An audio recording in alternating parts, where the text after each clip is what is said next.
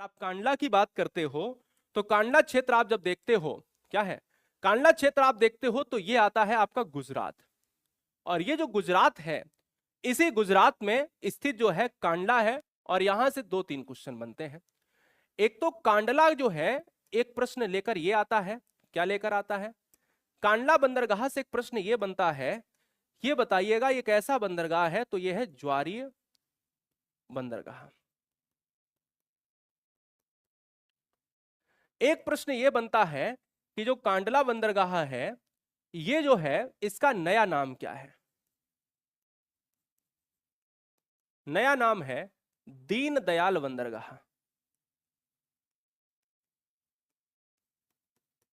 Deendayal port. तो ये क्या हो गया, ये गुजरात हो गया। क्लियर है। अगला क्वेश्चन, भारत का सबसे बड़ा प्राकृतिक बंदरगाह कौन सा है। जब आपसे प्राकृतिक बंदरगाह की बात करता है तो ये मुंबई बंदरगाह की बात होती है। मुंबई बंदरगाह यानी इस क्वेश्चन का जो राइट आंसर है वो ऑप्शन नंबर ए। आप ये कहते हो मुंबई बंदरगाह गेटवे ऑफ इंडिया। क्या कहते हो, गेटवे ऑफ इंडिया की बात करते हो। यानी इस क्वेश्चन का जो राइट आंसर है वो ऑप्शन नंबर ए। विशाखापत्तनम जो है ये कहां पर है, ये आंध्र प्रदेश में है। यहां से एक प्रश्न बनता है, यहां से प्रश्न ये बनता है कि भारत का सबसे गहरा बंदरगाह।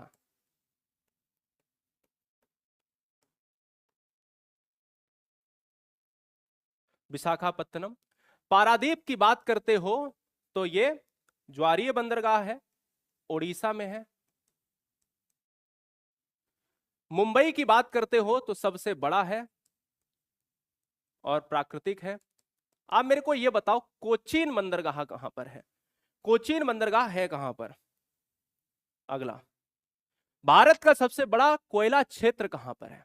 देखिए, कोयला क्षेत्र की बात करें तो आपका झारखंड हो जाएगा। झारखंड का आपने देखा होगा झरिया, कौन सा, अगर पूछा जाए झरिया, अगर पूछा जाए बोकारो, अगर पूछा जाए धनबाद। तो यार देखो, ये तीनों क्षेत्र जो है ये कोयला क्षेत्र है।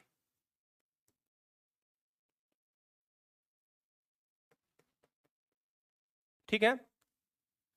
एक और याद रखना है कि सबसे उत्तम क्वालिटी का कोयला कौन सा होता है, एंथ्रेसाइट कोयला होता है। नेक्स्ट, भारत का सबसे पहला परमाणु संयंत्र कहां पर स्थापित किया गया। तो जब आप परमाणु संयंत्र की बात करते हो तो आप तारापुर की बात करते हो। किसकी बात करते हो, तारापुर। और ये कहां पर है, तारापुर है महाराष्ट्र में। कब स्थापित होता है, ये प्रथम है 1969 के दशक में, यानी 70 के दशक में स्थापित होने वाला तारापुर। दोस्तों आंसर किसके साथ जाएगा, सी के साथ। कैगा कर्नाटक में है, कुडानुकुलम आपका तमिलनाडु में है, कल्पक्कम आपका तमिलनाडु में है। और यहीं पर अगर आप बात करते हो काकरापार आपका गुजरात में है क्या, कमेंट बॉक्स में बताइए। तो फिलहाल नरौरा आपका जो है उत्तर प्रदेश के बुलंदशहर में है। भारत में सबसे अधिक लिग्नाइट किस राज्य में पाया जाता है। देखो बहुत महत्वपूर्ण है, लिग्नाइट कोयला जो होता है सबसे रद्दी कोयला होता है। एग्जाम में अगर पूछा जाता है, देखो सबसे घटिया कोयला, सबसे निम्न कोटि का कोयला, या मैं कहूं कि इसको कहा जाता है निम्न कोटि कोयला। निम्न कोटि का कोयला जो है वो है लिग्नाइट। लिग्नाइट से एक और प्रश्न बनता है, लिग्नाइट को ही कहा जाता है ब्राउन कोयला या भूरा कोयला। एग्जाम में बहुत पूछा जाता है कि ब्राउन कोयला या भूरा कोयला किसे कहा जाता है। मैं जो बताऊंगा दोस्तों बहुत ईमानदारी के साथ, क्योंकि जो एग्जाम में बनते हैं क्वेश्चन वही दोस्तों तजुर्बा जो है वो बताऊंगा। लिग्नाइट की बात करें, वो आपका एग्जाम में ये पूछा जाता है किस राज्य में सबसे ज्यादा, दक्षिण भारत में पूर्वी तट तमिलनाडु क्षेत्र। ठीक है, तो ये बात आपको ध्यान में रखनी है। तो आंसर किसके साथ, सी के साथ। याद रखना निम्न कोटि का कोयला है ये लिग्नाइट, 20 से 25% कार्बन। और एंथ्रेसाइट जो है 80 से 90%, 95% कार्बन, धुआं कम देता है। कोयला एंथ्रेसाइट उच्च कोटि है, पीट कोटि जो है, पीट कोयला जो है निम्न कोटि नहीं होता। पीट कोयले में तो कार्बन की मात्रा अच्छी होती है, इससे ज्यादा नहीं है ना, पर इससे अच्छी होती है। भारत का सबसे बड़ा प्राकृतिक गैस उत्पादक कौन सा है, प्राकृतिक गैस, क्या गुजरात है, महाराष्ट्र है, असम है, आंध्र प्रदेश है। प्राकृतिक के लिए आपको याद रखना, रिलायंस इंडस्ट्रीज भी काम कर रहे हैं, तो गुजरात में आपको सबसे महत्वपूर्ण प्राकृतिक गैस उत्पादक जो है गुजरात हो जाएगा। अगला, बहुत सुंदर, बहुत सुंदर। हाँ, अच्छा, कोई कह रहा है कि गुजरात सर प्राकृतिक गैस, अरे भाई गुजरात में आपने देखा होगा कि आपने अंकलेश्वर वाला पार्ट सुना है, अंकलेश्वर है ना, अंकलेश्वर क्षेत्र है, तेल क्षेत्र भी है, प्राकृतिक क्षेत्र भी है। कृष्ण गोदावरी बेसिन तथा जो है, कृष्ण गोदावरी बेसिन किसके लिए प्रसिद्ध है? कृष्णा और गोदावरी बेसिन जो है ये भी आपके तेल क्षेत्र में आते हैं, इसलिए विकल्प हमारा किसके साथ जाएगा? बी के साथ। क्लियर है? नेक्स्ट क्वेश्चन, सौर ऊर्जा भारत में कौन सा राज्य अग्रणी है? देखो, सौर ऊर्जा हुआ, पवन ऊर्जा हुआ, जो सौर ऊर्जा क्षेत्र है प्राकृतिक में आपको हमने ऑलरेडी बताया, प्राकृतिक में, सौर ऊर्जा में, तो सौर ऊर्जा में हमारा राजस्थान हो जाएगा, यानी आंसर ए हो जाएगा, ऑप्शन नंबर ए हो जाएगा। नेक्स्ट क्वेश्चन आपके स्क्रीन पर है, बताइए, जवाब दीजिएगा, आंसर क्या होगा? क्या बात है? हाँ, हजीरा और अंकलेश्वर गुजरात में है, राजस्थान ठीक है, ओके। चलो, बहुत सुंदर।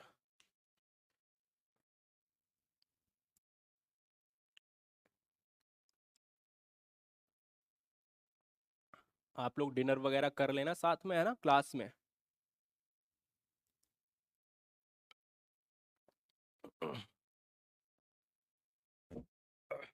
चलो, देखो भैया, भारत का पहला सौर ऊर्जा पार्क कहां पर स्थापित किया गया? तो ये चरणका गुजरात में सौर ऊर्जा पार्क जो है ये पहला है भारत का, और एशिया में इसका नाम भी आता है।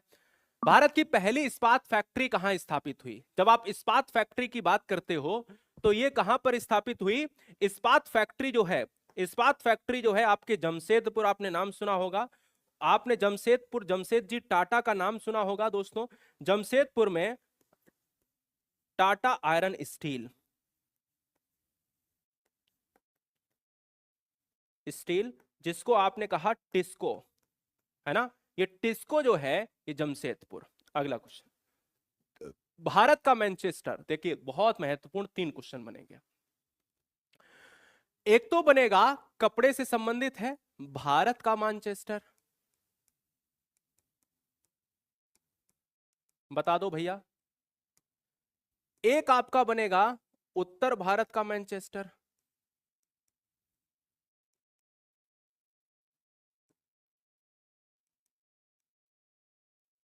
और एक बनेगा आपका दक्षिण भारत का मैनचेस्टर।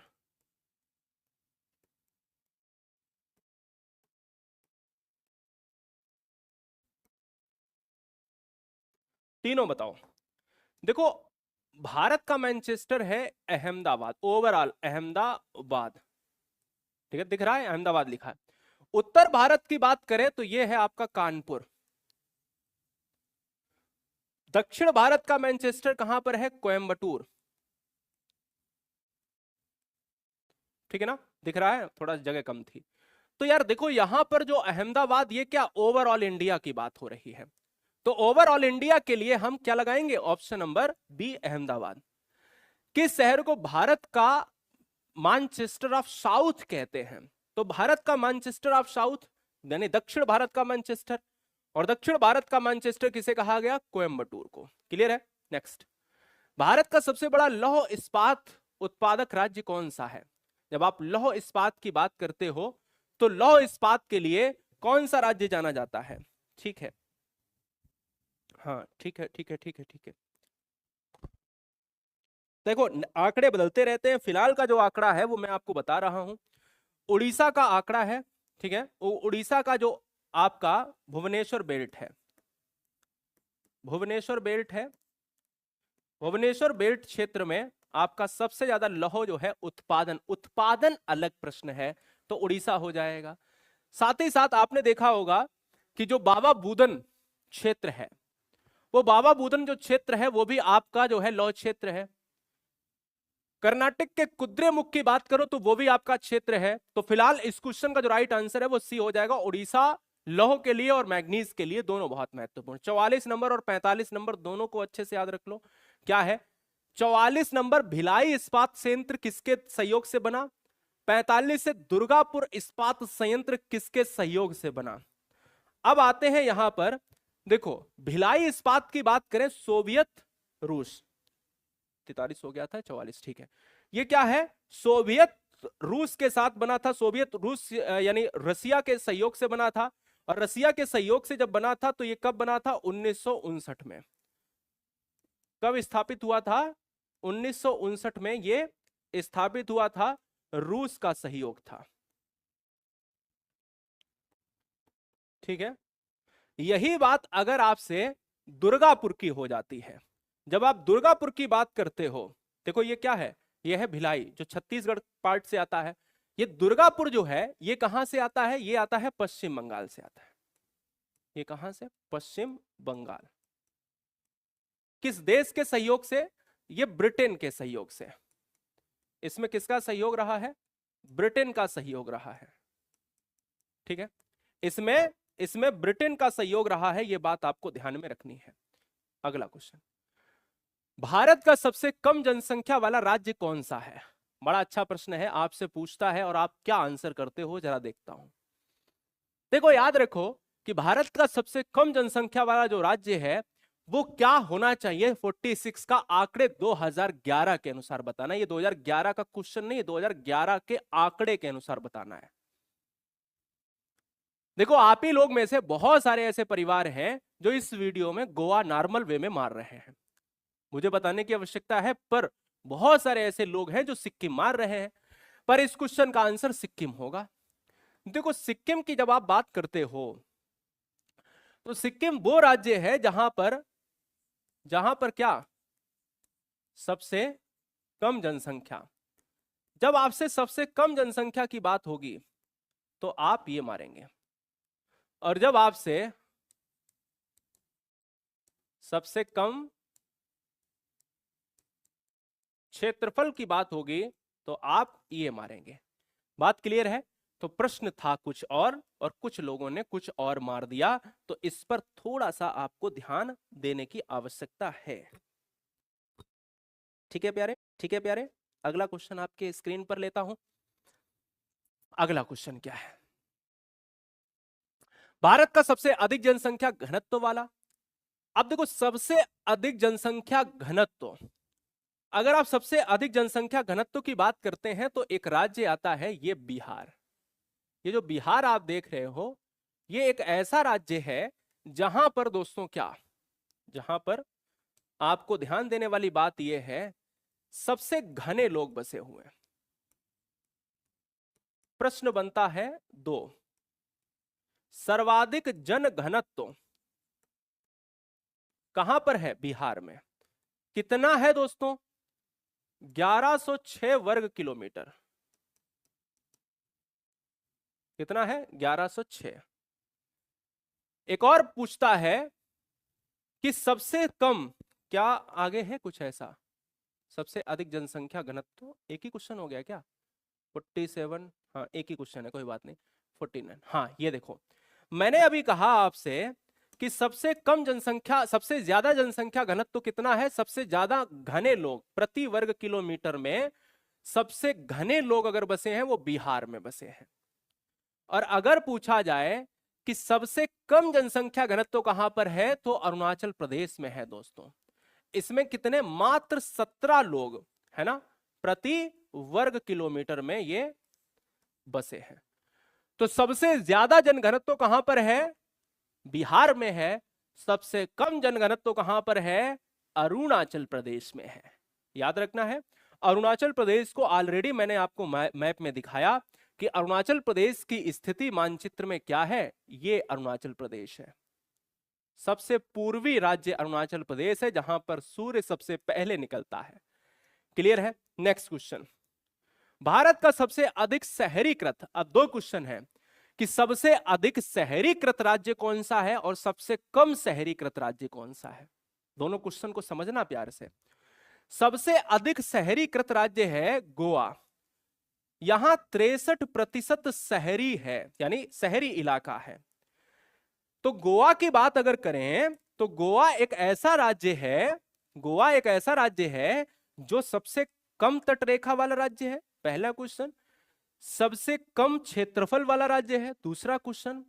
सबसे ज्यादा शहरी इलाका क्षेत्र राज्य है गोवा, और अगर यह पूछा जाए कितना 63, और यही दूसरा क्वेश्चन कि अगर यह सबसे ज्यादा है गोवा तो सबसे कम कौन सा है। तो सबसे कम जो है ये बिहार राज्य है, सबसे कम शहरी क्षेत्र बिहार है, मात्र 11% बिहार केवल शहरी क्षेत्र में आता है। यह बात आपको ध्यान में रखनी है। क्लियर है? नेक्स्ट, भारत का सबसे ज्यादा साक्षरता वाला राज्य, सबसे ज्यादा साक्षरता वाला जो राज्य है वो मात्र केरल। आप 94% के साथ साथ आप जाते हो 94%, है ना, केरल राज्य के साथ जाते हो, और वो है जनसंख्या में पहला नंबर। क्लियर है? नेक्स्ट क्वेश्चन, सबसे कम साक्षर वाला राज्य। दो दो क्वेश्चन हमने हर कंडीशन में डाले जिससे आपको कोई समस्या ना हो। कितना है भैया साक्षर?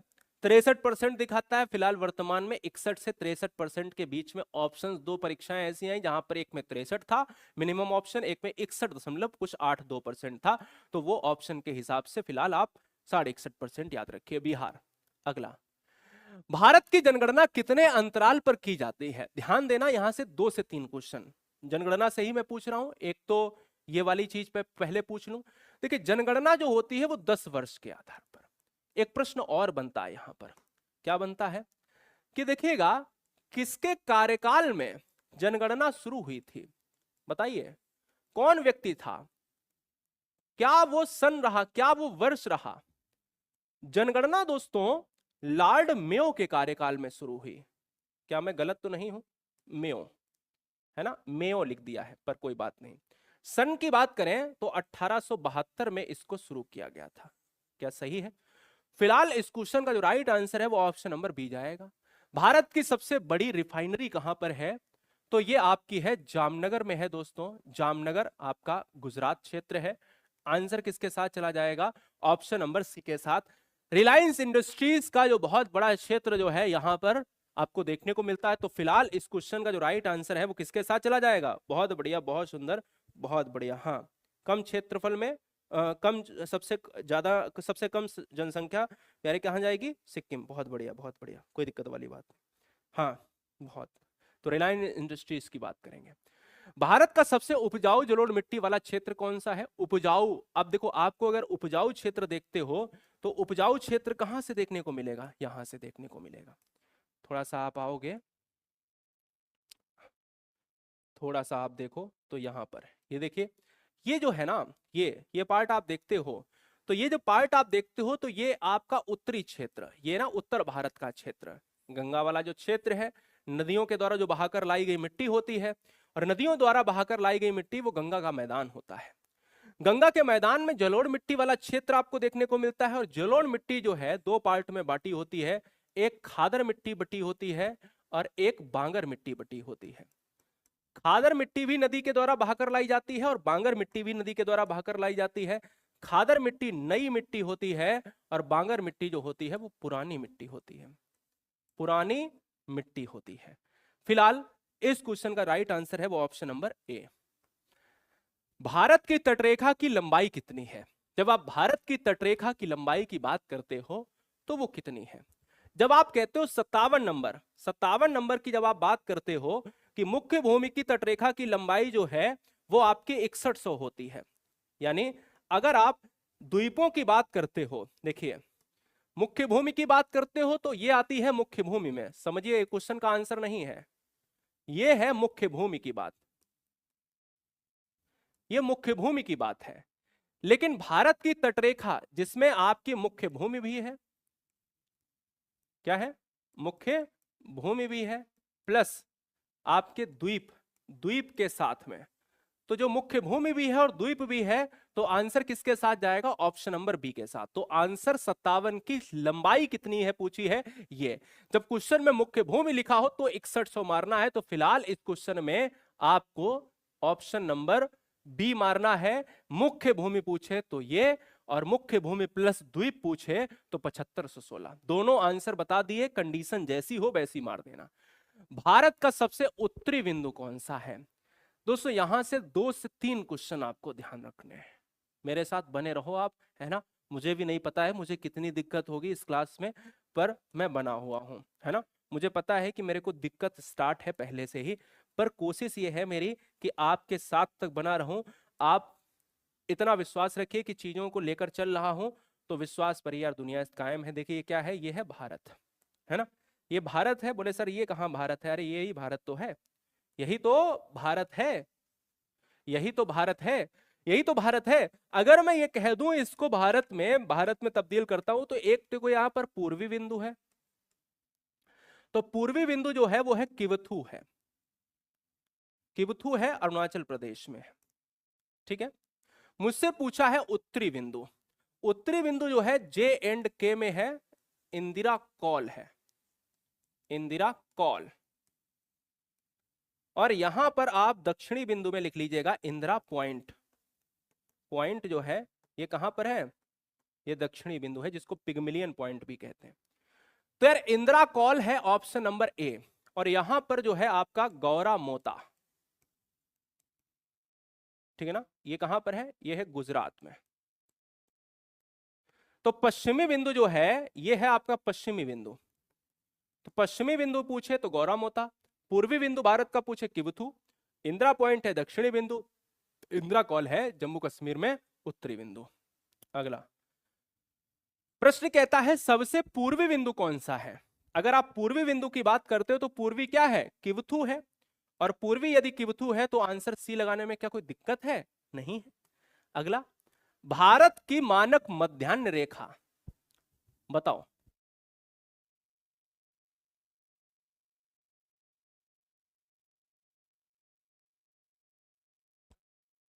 हम्म,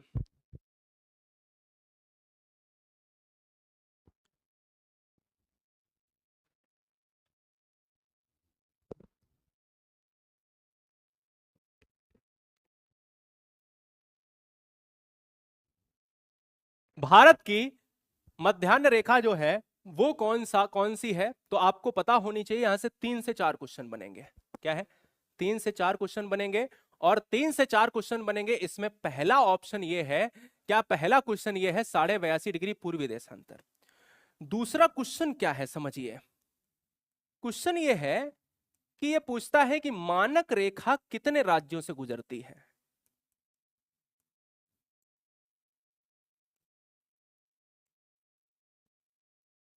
कितने राज्यों से गुजरती है, आपके ऑप्शंस हैं ए बी सी और डी। इसमें से आप जवाब दीजिएगा मेरे को, जल्दी से बताइए। 8 राज्यों से, 5 राज्यों से, 7 राज्यों से, 3 राज्यों से, कमेंट करके बताओ। मानक रेखा कितने राज्यों से गुजरती है। 82.5 डिग्री पूर्वी देशांतर आपको याद रखना है। कैसे याद रखना है, मैंने यहां पर अगर चित्र में दिया भी होगा कुछ तो शायद दिया हो, शायद दिया हो, नहीं है दिया तो समझ लो यहीं पर है। और ये जो है आपकी आती है इस तरह से गुजरती है, इस तरह से गुजरती है। और इस तरह से जब गुजरती है तो आपको याद रखना है कि ये सबसे पहले उत्तर प्रदेश, उत्तर प्रदेश, मध्य प्रदेश, झारखंड, छत्तीसगढ़, उड़ीसा, ये 5 राज्य आपको ध्यान में रखने हैं, कभी भूलना नहीं है। 4 5 5 राज्य आपको, देखो क्या बात है, इतने इतने होशियार लोग हैं, 8 मारे पड़े हैं, कर्क रेखा नहीं पूछी थी, है ना दोस्त, कर गए ना एकदम से। मुझे पता था, इसीलिए यहां साइड में ऑप्शन दिया था 8। आंसर जाएगा किसके साथ, बी के साथ। मानक रेखा समय रेखा होती है, मतलब इसका मतलब यह है कि आपको अक्षांश और देशांतर में भी नहीं समझ है, और अक्षांश और देशांतर को यहां पर समझा देता हूं। अक्षांश देशांतर को एक लाइन में समझ लो कि ये क्या है, ये है आपकी पृथ्वी। क्या है, ये आपकी है पृथ्वी।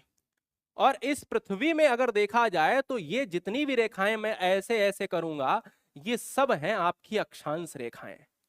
और इन्हीं अक्षांश रेखा में कोई एक कर्क रेखा होगी।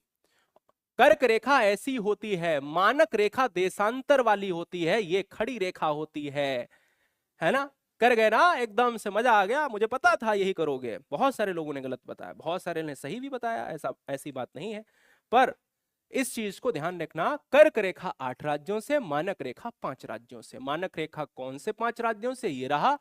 कर्क रेखा आएगी तब कर्क रेखा पर बात। माता पिता को, धीरज द्विवेदी का प्रणाम कहिए, और आप सबको बहुत सारा प्यार हमारा। Thank you. जय हिंद, वंदे मातरम।